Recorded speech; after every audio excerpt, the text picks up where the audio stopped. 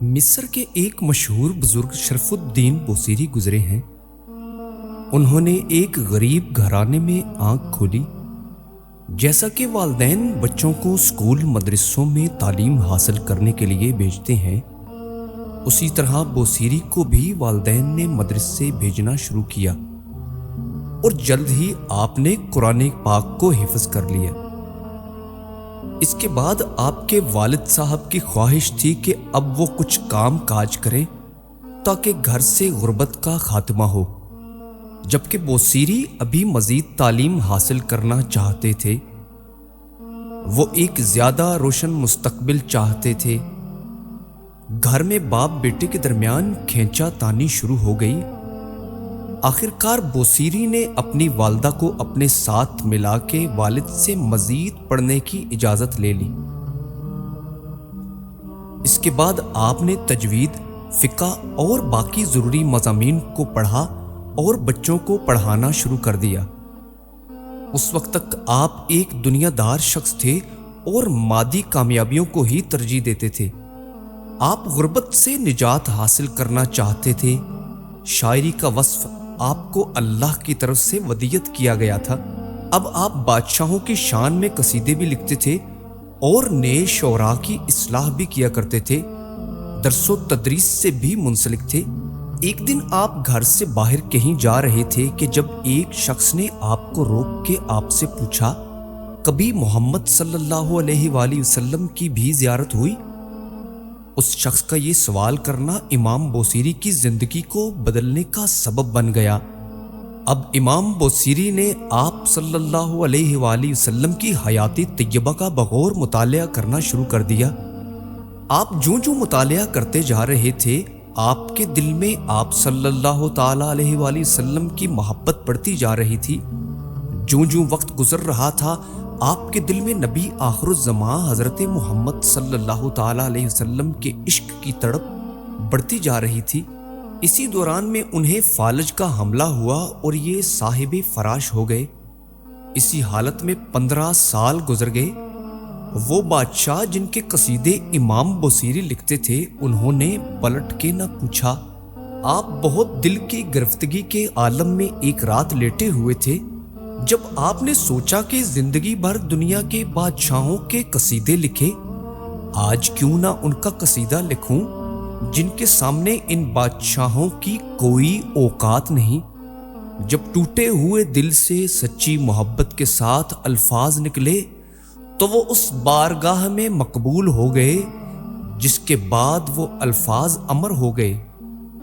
اس سے پہلے بھی امام بوصیری نے عرب کے صحراؤں کے خیموں پہ اور خوش جمال چہروں پہ شاعری لکھی، لیکن اس رات وہ اس بدر الدجا شمس الضحیٰ کی شان بیان کر رہے تھے جن کی خاطر رب نے اس دنیا اور اس کی ہر چیز کو تخلیق فرمایا۔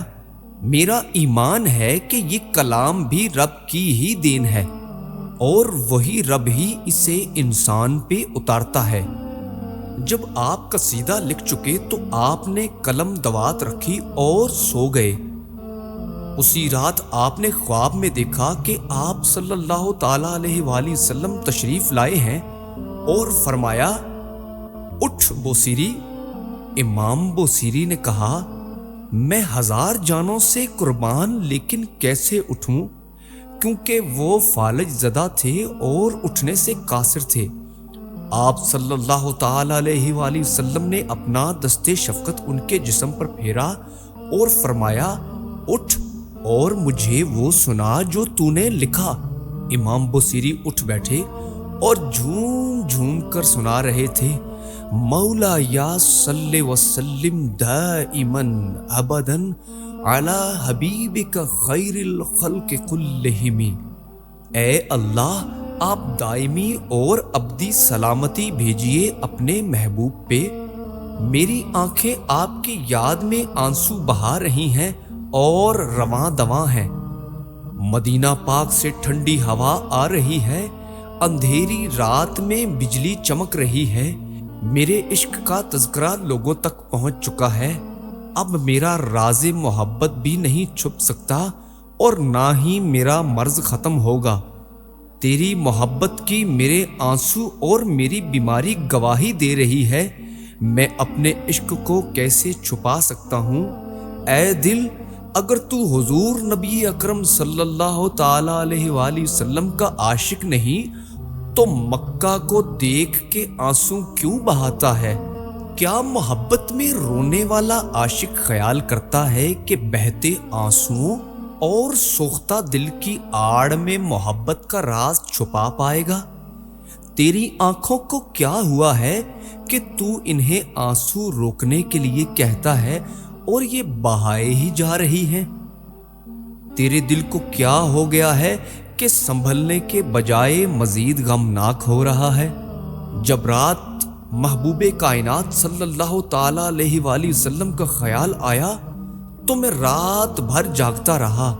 درد محبت نے میرے چہرے پہ آنسو اور رخساروں پہ زردی پیدا کر دی۔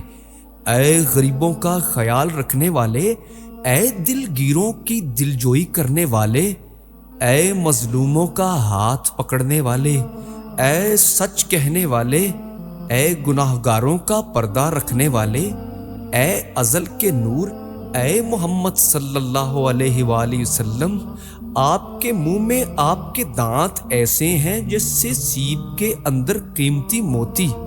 اے اللہ، اپنے حبیب صلی اللہ تعالیٰ علیہ وسلم پہ ابدی اور دائمی سلامتی نازل فرمائیں۔ اب امام بوصیری جھوم جھوم کے پڑھ رہے ہیں اور محمد عربی صلی اللہ تعالیٰ علیہ وآلہ وسلم ان کی محبت کو قبول فرماتے ہوئے ان کے ساتھ سن رہے ہیں۔